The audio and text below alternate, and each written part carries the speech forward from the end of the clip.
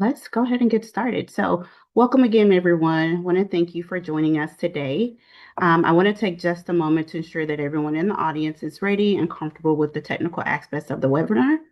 As you'll see, we do have closed captioning enabled for today's webinar. We also have American Sign Language capabilities enabled as well.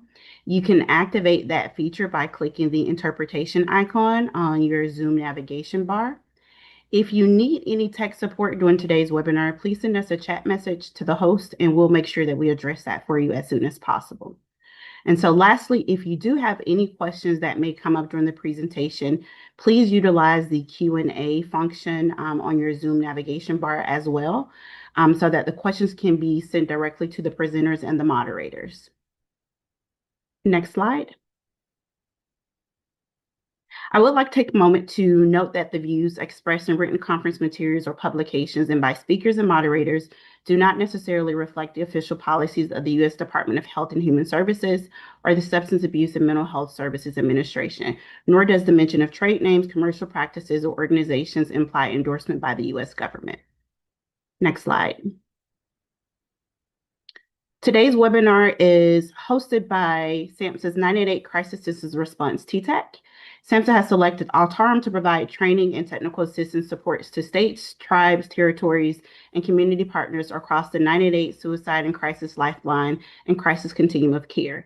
Along with our partners, W2 Consulting Corporation and Change Matrix, we have an extensive amount of experience with crisis services and technical assistance. The CSR-TTAC was formed to support the continued growth of the 988 Lifeline and to build a more robust crisis care system.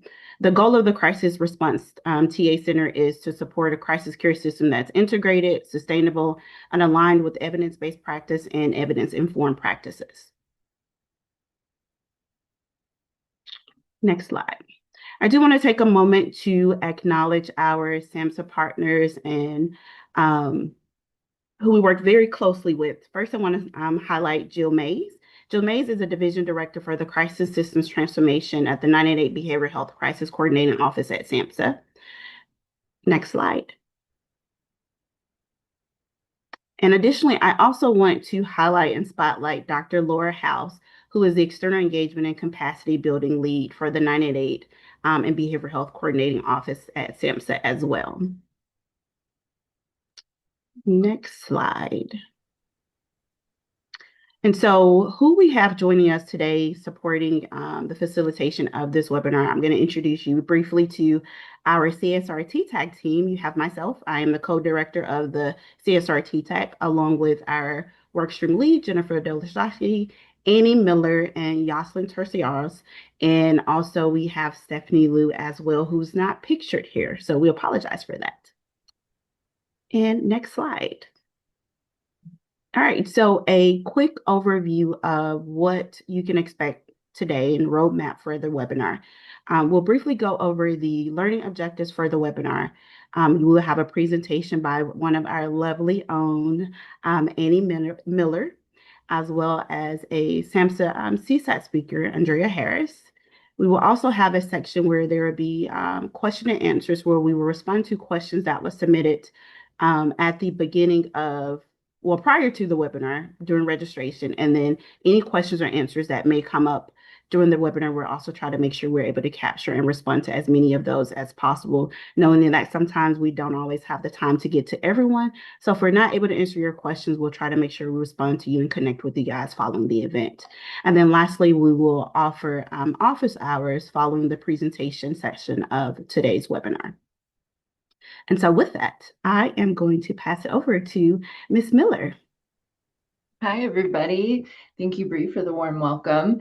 And yeah, my name is Annie Miller. And before we dive in, I'd just like to share with all of you that I am speaking to you today as a behavioral health professional, but that I'm also a person with lived experience. Substance use is frightening and isolating even on the best days, but especially during pregnancy and postpartum periods.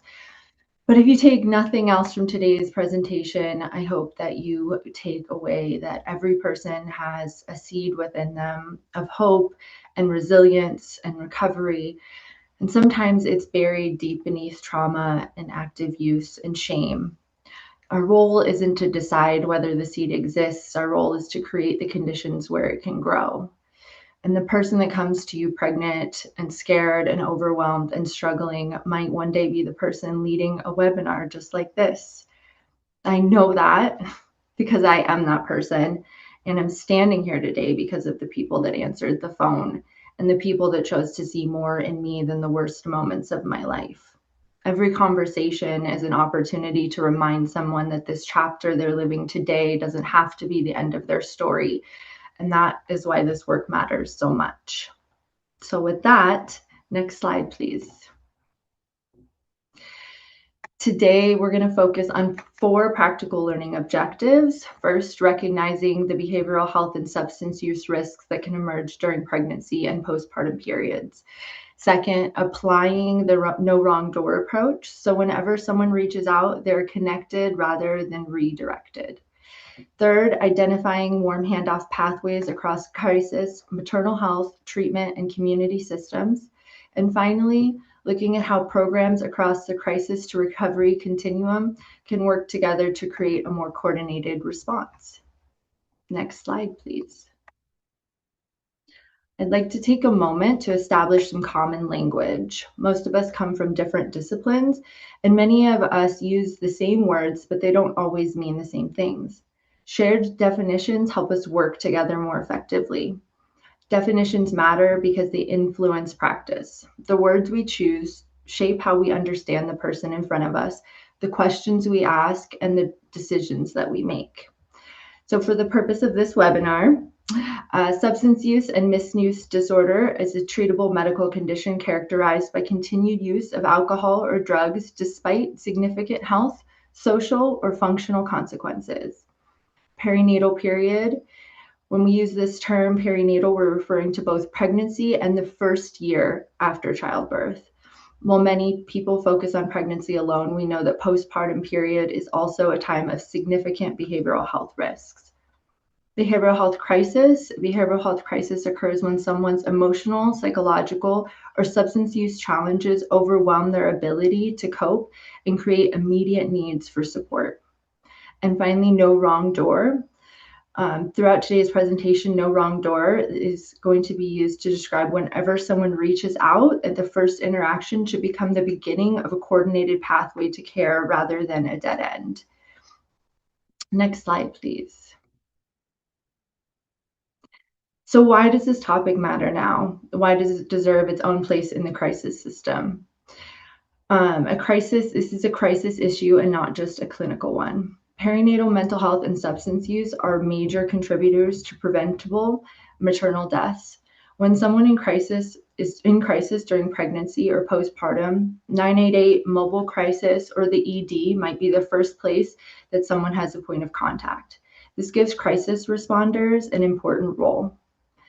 Many doors to one population. Many people enter through varied pathways. The problem is that each system may use different screening tools, language, or referral process, making them siloed. And no single system can do it alone. People are often lost in the handoffs between systems. No wrong door approach means that wherever someone first asks for help, they can be connected to maternal health, behavioral health, crisis, or substance use services that they need. This is the gap that we'll focus on today, how to create strong connections across systems that don't naturally work together. Next slide, please. We're going to spend a few minutes examining some common misconceptions about substance use during pregnancy. Many of us have heard these throughout our careers or in the media, but they can influence how we communicate with people in crisis, often without us even realizing it. Misconception 1, if they cared about the baby, they would stop using. Well, this is one of the most common and harmful misconceptions. Addiction is a chronic medical condition, not a lack of love or willpower. Many pregnant people care deeply about baby, but addiction, trauma, mental illness, and physical dependence can make stopping incredibly difficult. Guilt and shame often become obstacles to seeking help. Misconception 2, pregnancy is enough motivation for recovery. Pregnancy can be a powerful motivator, but motivation alone isn't enough. Recovery requires treatment, stability, support. It's much harder to stop using when someone is also dealing with withdrawal, mental health problems, unsafe relationships, or have unmet basic needs. Misconception 3. If someone wanted help, they would ask. Many people do want help, but fear keeps them silent. They worry about judgment, losing custody, or having negative experiences with the healthcare system. By the time someone reaches out to 988, they've often overcome tremendous internal hurdles just to make that call. Wanting help and feeling safe enough to ask for it are often not the same thing. Misconception 4, making a referral is enough. Referrals are the first step. Someone in crisis may still face practical challenges like transportation, childcare, insurance, and long wait lists, which is why warm handoffs and coordinated care matters. They are much more likely that someone will actually receive services and get the help that they need. Next slide, please. When we think about behavioral health crisis, we often like to focus on the immediate risk or reason that the person is reaching out. Maybe they've relapsed, they're having suicidal thoughts, they're overwhelmed after giving birth. But in reality, crisis is not often caused by one single event. It is usually the result of many stressors that build on one another until a person's ability to cope is overwhelmed. These stressors are usually a combination of biological factors. During pregnancy and postpartum periods, tremendous physical changes like hormone fluctuations, sleep deprivation, and chronic pain and recovery from childbirth complicate physical and biological factors. These are not just physical experiences, they directly affect your mental health and resilience. There's also psychological factors. Many individuals navigate depression, anxiety, trauma, or substance use, and many of these health conditions existed prior to these postpartum or pregnancy or postpartum periods, while others experience these symptoms for the first time during these periods. It's important to remember that substance use often develops as a way of coping with emotional pain. It isn't separate from mental health, it's frequently intertwined with it. Social factors can also be powerful. Housing instability, financial stress, intimate partner violence, lack of social support, stigma, and fear of child welfare involvement are factors in seeking help. For many pregnant and postpartum individuals, one of the biggest fears isn't asking for help, but what might happen after. The encouraging part is that risk factors are just one side of the story.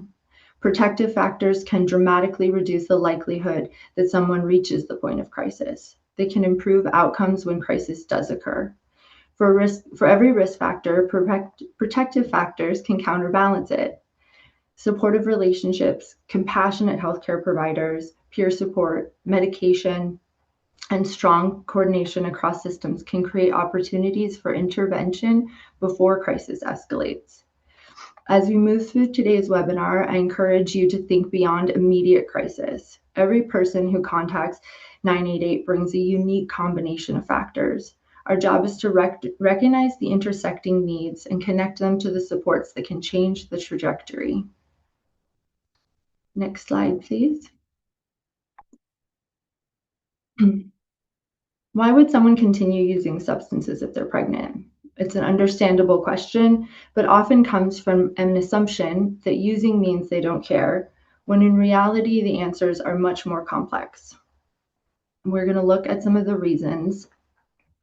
Avoiding withdrawal. Some substances, especially alcohol, benzodiazepines, and opioids, can cause physical dependence. Withdrawal can be extremely uncomfortable and in some cases medically risky.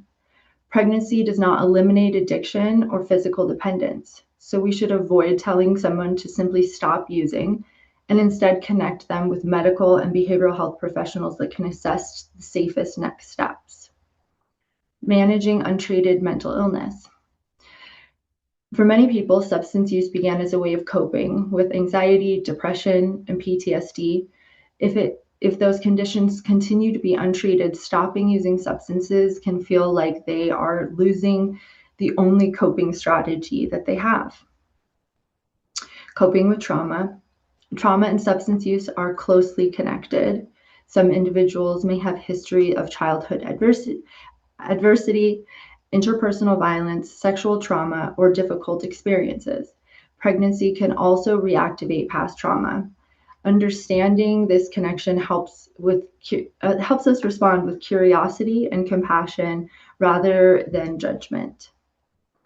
Chronic pain. Some people may be managing chronic pain or other medical conditions. They may have originally been prescribed medications before developing dependence. Others may continue using substances because they do not have access to adequate pain management or medical care. Fear of stopping abruptly may harm the pregnancy. Pregnant women often receive mixed or inaccurate information about substance use and treatment. Some may fear that stopping suddenly will harm pregnancy, while others may worry that disclosing substance use could lead to judgment and custody consequences. For opioid use disorders specifically, medications like methadone and buprenorphine are evidence-based treatments that are considered standard of care during pregnancy. Lack of access to medication and treatment. Even when someone wants help, treatment may not be easy to access. Transportation, childcare, and long wait lists and lack of local programs can all create obstacles. Overdose prevention remains important while someone is working towards recovery and treatment. The big message here is that people generally do not continue using because they don't care about their pregnancy. Our role in crisis is to reduce immediate risk and help connect people with appropriate support. Next slide, please.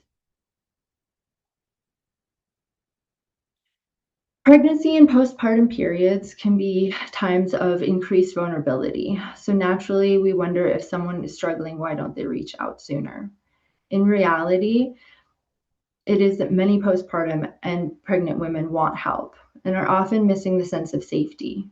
Before someone reaches out, they may have spent weeks or even months weighing the risk of asking for help against the risk of staying silent.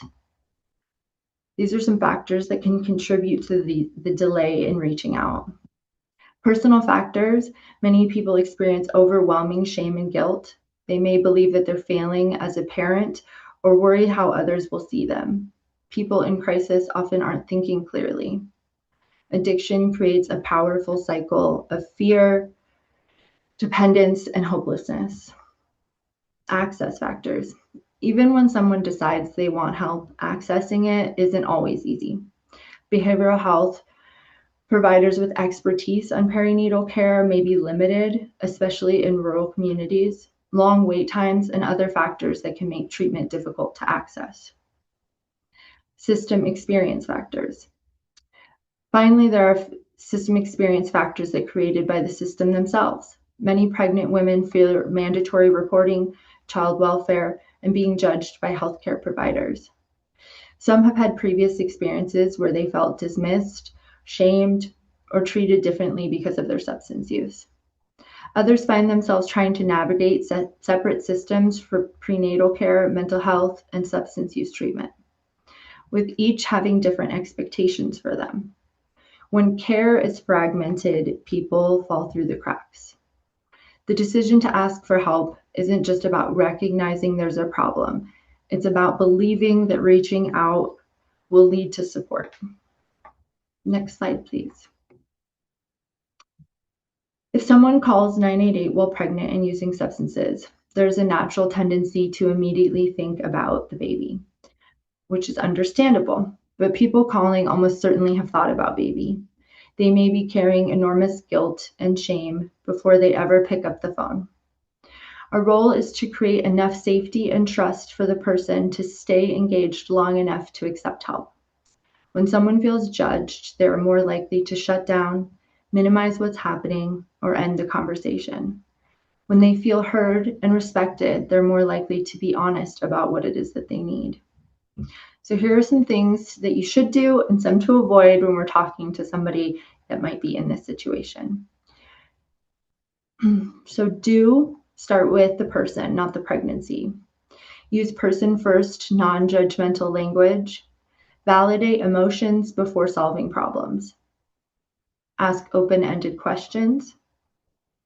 Focus on immediate safety and support. Reinforce hope and possibility of recovery. Offer options and next steps without pressure. And avoid leading with lecture about the baby's health, using guilt or shame as motivation, making assumptions about parenting or commitment to recovery, asking why questions that may sound blaming, giving medical advice outside of your role, and focusing only on substance use while overlooking trauma, mental health, or social needs. Next slide, please. What does compassionate crisis response actually sound like? Person-centered, non-judgmental language is so important. Here are some examples of what that might look like. So instead of, are you using drugs? Try, can you tell me what's been helping you get through today, even if it's something you're worried to talk about. Instead of, you need treatment, try, you deserve support, and together we can figure out what that looks like. Instead of, you have to stop using, try, let's focus on keeping you and baby as safe as possible today. And instead of, you should have gotten help sooner, try, I'm glad that you reached out today. These are just a few examples of some person-centered language. Next slide, please. The no wrong door approach. Our goal is that no matter where someone enters the system, they find someone who can help them move forward. That's what no wrong door means. No wrong door means that at every point of contact becomes an opportunity to engage, support, and connect someone to the care they need. Whether someone calls 988, speaks to their OB, or walks into an emergency department, they shouldn't have to start over each time to figure out the system on their own. This approach is especially important during pregnancy and postpartum periods because people are often asked to access systems across multiple access needs across multiple systems. Historically, we've asked people to navigate all of these systems separately. The person answering the phone may not be the person providing treatment, but they might be the first person who actually truly listens, and that interaction can set the tone for everything that follows. I'd encourage you to think about no wrong door as, how do we make the next step this person has to take easier than the last? Because every unnecessary step increases the chance that someone falls through the cracks. Next slide, please. Our role isn't to provide perinatal care, addiction treatment, or ongoing therapy. It is to assess immediate risks, needs, and provide support to people with the services that best are equipped to help them. Depending on a person's situation, that connection might look like a local treatment or medication-assisted treatment provider, mobile crisis team, maternal health hotline, peer support, family support programs, recovery services, or maternal and child health programs. No one service can meet every need, and that's okay. Our goal is to make sure that people don't have to start over every time they reach out for help. Ultimately, a warm handoff is what turns a single crisis intervention into the beginning of ongoing care. And it's one of the most effective ways we can reduce obstacles, build trust, and improve outcomes for parents and families. Next slide, please. I'd like to highlight a wonderful resource. The National Maternal Health Hotline supports pregnant and postpartum women and their families who may be experiencing mental health challenges. It's free, confidential, and 24/7. It can be reached by call or text. And trained counselors provide emotional support, connect callers to local resources, and help coordinate additional care when needed. It's important to note that this is not a crisis line, but it can work alongside 988 when crisis support is needed. Next slide, please. And now I'd like to introduce our next speaker. Andrea Harris. Andrea has had more than 40 years of experience in the substance use and mental health prevention. Oop. Annie, I think you accidentally went on mute. Sorry. Oh, that's okay. Am I back? Yes, yes, Okay, we can hear you. sorry about that. Okay, I was just introducing Andrea, who has more than 40 years of experience in the substance use and mental health prevention and treatment. She currently serves as the branch chief of the Special Populations branch of SAMHSA, where she oversees programs supporting pregnant, postpartum women, adolescents, and justice-involved populations. So please join me in welcoming Andrea. Good afternoon, and Annie, thank you. That was an excellent presentation.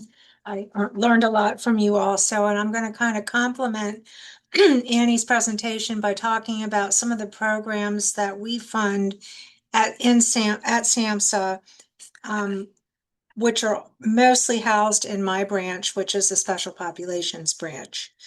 So primarily we have 4 programs that address the unique needs of perinatal and pregnant women, their children, and their families.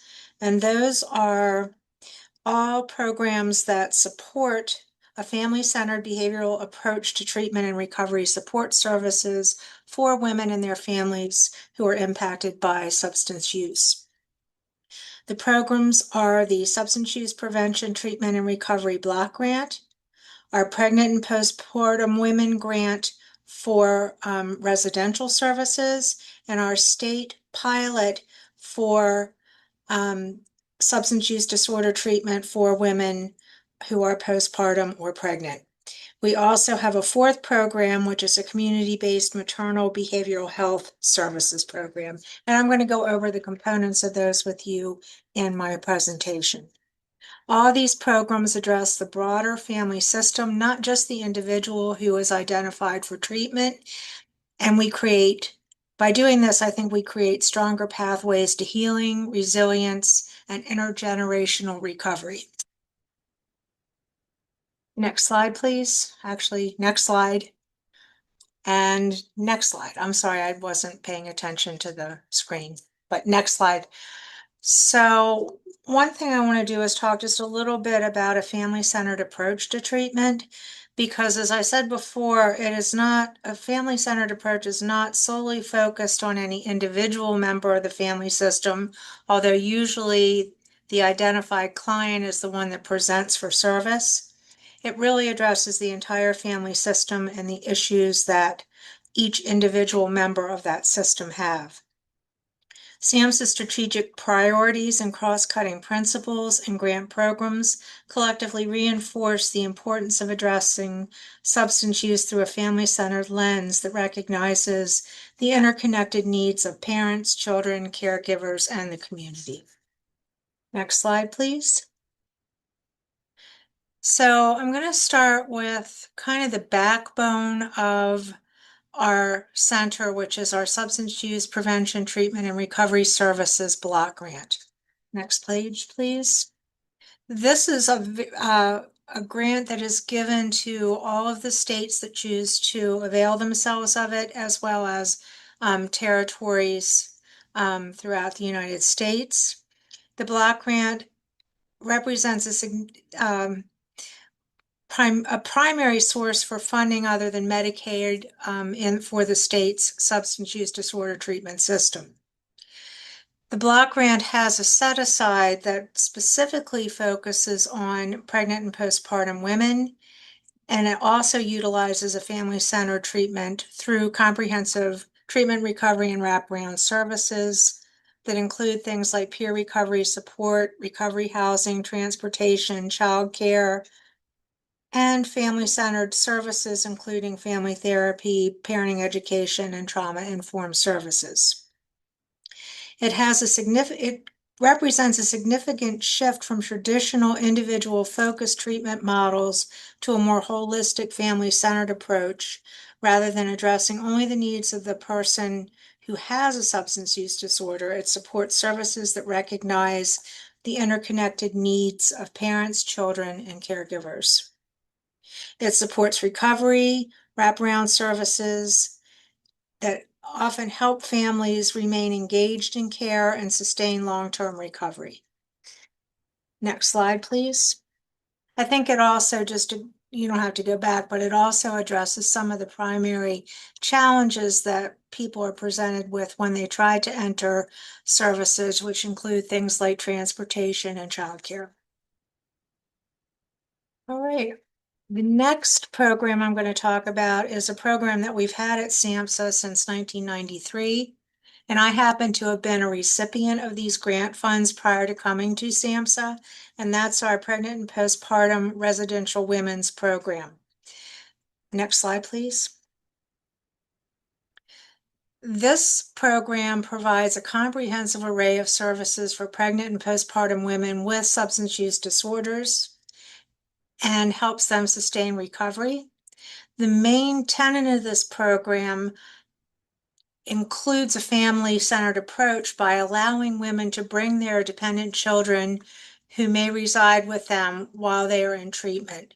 And that was a major, major thing back in '93, where we had many women who had difficulty agreeing to enter services because they would have to leave their children somewhere other than under their care.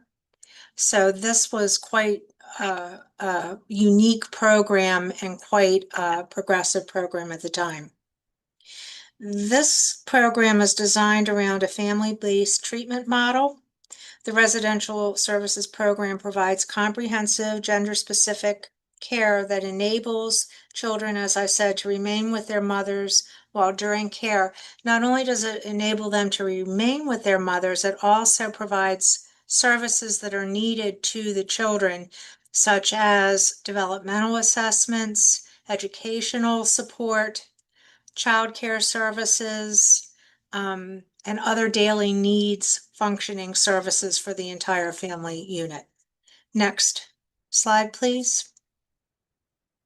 The other program that we had that was kind of an outgrowth of our PPW residential program, and that is our PPW pilot program. And this program started out as a way to look at providing more flexible funds to address the needs of pregnant and postpartum women, their children, and family members in an outpatient setting. So while the residential is a live-in program, this is providing services on an outpatient basis, and we're doing some evaluation of the difference between the programs to see which is providing more successful services and if there are differences in the populations that they serve, but that's a discussion for another day. This program really supports the state system in developing a coordinated outpatient continuum of care approach to pregnant and postpartum women and their families. The program was designed to increase flexibility of the states to help strengthen the family-based recovery supports, improve coordination across state systems, address gaps in services along the continuum of care, and to, again, coordinate with the set aside in the block grant to help provide a more comprehensive array of services for pregnant and postpartum women and their children and other family members. All right, next slide, please. This is a slide, and I'm not going to go over everything with you in the interest of time, but gives you just an idea about how the two programs differ. The state programs are really a lot about continuum of care building, and the whole state can benefit from some of these, but primarily they are service-oriented grants, both of them, that focus their attention on helping to provide the large array of services that help the entire family system, not just the women with substance use disorder. You can think of our PPW residential grant as focusing more on intensive program level treatment, and the pilot is focusing more on strengthening systems across a continuum of care. Next slide, please.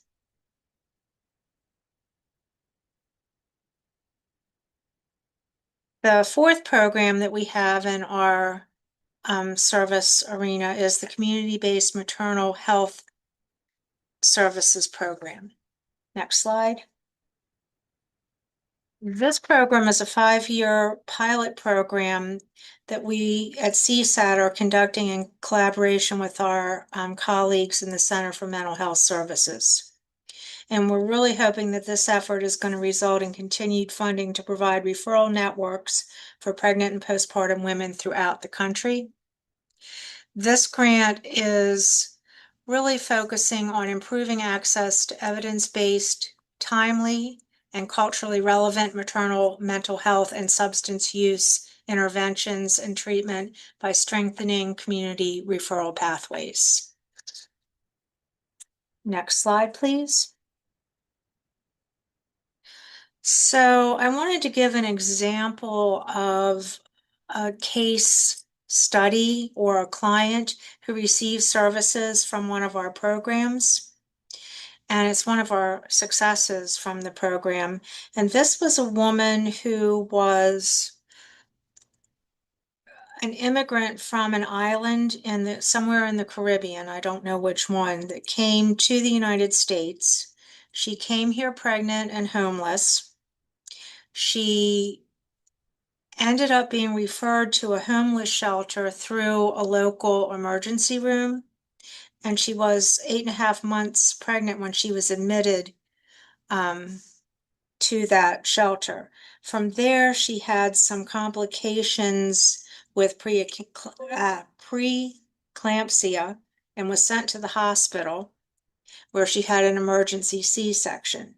From there, they did an intervention, and they actually utilized a program that we also fund in CSAT called our SPART program, which stands for Screening, Brief Intervention, and Referral to Treatment.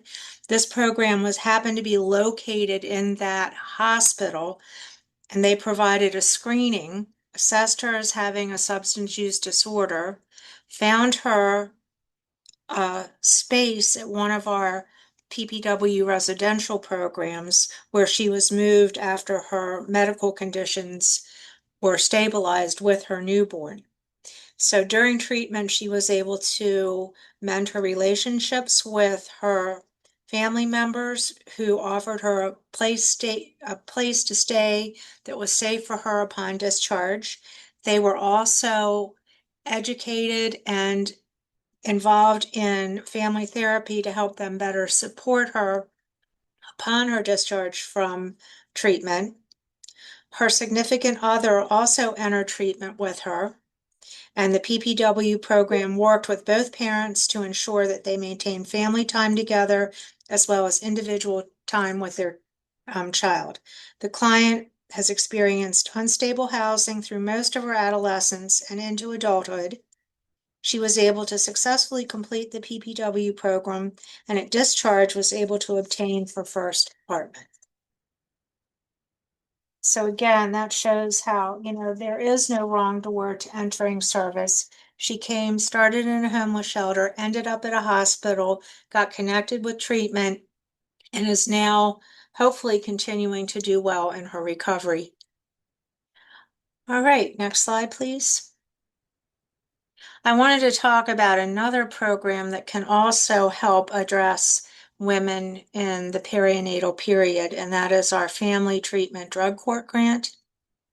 And this was established in recognition of the need for an alternative to incarceration for individuals with substance use disorders. And the purpose of the program is to expand substance use disorder treatment services within existing family treatment drug courts. Using the Family Treatment Drug Court model, these courts provide alcohol and drug treatment services to parents with substance use disorders and/or co-occurring mental health disorders who have a dependency petition to filed against them or at risk of filing. And what that means is they are in danger of losing their children. So this particular service addresses the needs of the entire family, as I described previously with our other programs, including direct services for the children ages 18 and under or individuals served through the project. And the one thing that's interesting about this program is we have several grantees that are funded that focus solely on pregnant and postpartum women. And not all of them have PPW programs in their immediate area, but we've often been able to connect them with our funded PPW programs, which really helps cement a good continuum of care. All of the family courts provide screening and assessment, substance use and co-occurring disorder treatment, and they provide recovery support services like childcare, supported employment, skill training and development, and transportation services. Next slide, please. I'm sorry, I think we can go forward another slide, and another slide, and another slide. Okay, the last program that we have in our arsenal is the National Center on Substance Abuse and Child Welfare, which is a training and technical assistance contract that we have. And this we fund jointly with the Administration for Children and Families. Next slide, please. The National Center for Substance Abuse and Child Welfare is a national resource center, and it provides information, expert consultation, workforce development resources, and technical expert to child welfare, dependency, court, and substance use treatment professionals to improve the safety, permanency, well-being, and recovery outcomes for children, parents, and families. Their scope of work includes consultation, training, technical assistance. They compile research. They develop products that can assist the field in implementing their programming, and they do tailored consultation and technical assistance support through web-based technologies, email and phone primarily. And they are a great resource, so I wanted to mention them. And they support all of the grants that I mentioned previously that are funded in my branch, as well as other aspects of programs in the federal government. Next slide, please. I wanted to put together a list of some other SAMHSA resources that you may find useful in your work. Next slide, please. So we have a variety of different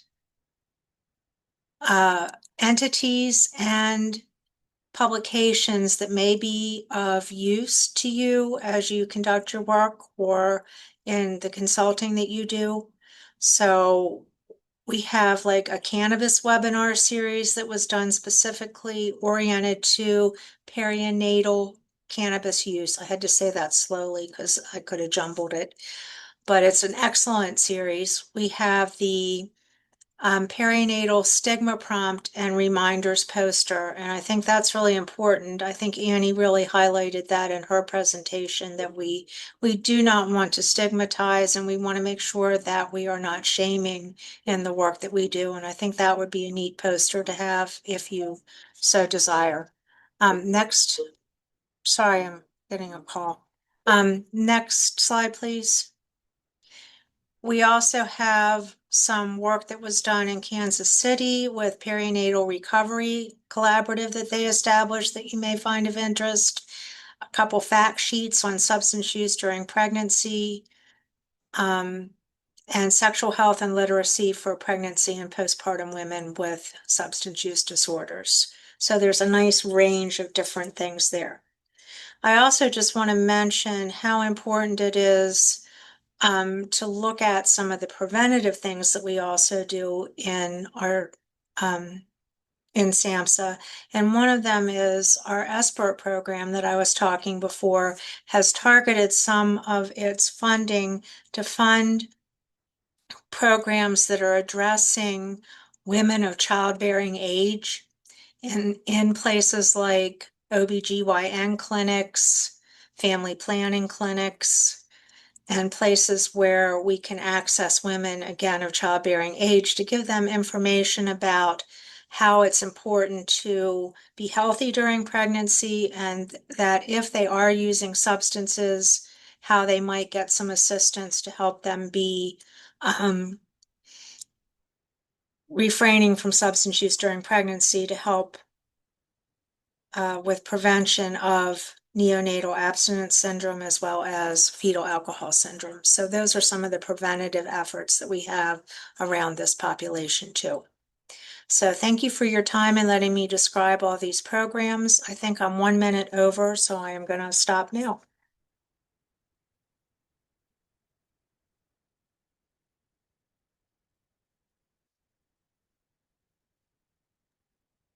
Oh, and if you have any questions, here's our contact. I am like I said, the branch chief, and Amy Smith oversees our national center contract. So you can contact either of us if you have any follow-up questions, and we'll be glad to give you what information we have or point you to other people that might help. Thank you.